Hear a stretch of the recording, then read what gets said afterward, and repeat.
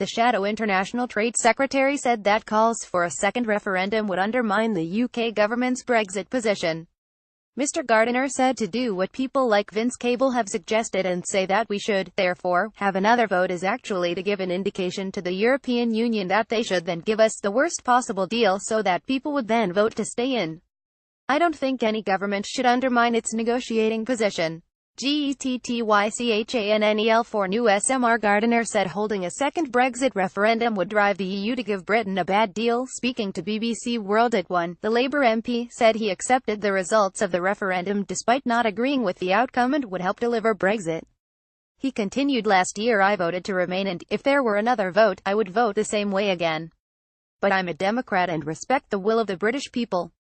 A debate over a second Brexit referendum arose after Prime Minister Theresa May was repeatedly asked whether she would still vote to remain in a hypothetical new EU vote.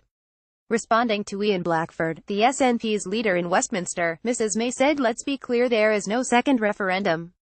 The people of the United Kingdom voted and we will be leaving the EU in March 2019. Parliament erupted with cheers and jeers, with one MP shouting, "You might want one, we don't." Mr. Blackford tried to continue the attack, adding the Prime Minister can't answer a simple question because she's hamstrung by the parliamentary majority and a divided party of right-wing Brexiteers. British negotiators are in Belgium this week for the fifth round of stalled divorce talks, but bureaucrats have expressed doubt any meaningful progress will be made, saying today the ball is in the UK's court. Brussels has maintained key issues, including the rights of EU citizens, the Northern Ireland border and the so-called divorce bill must be resolved before any talks on what a new UK-EU trade deal would involve.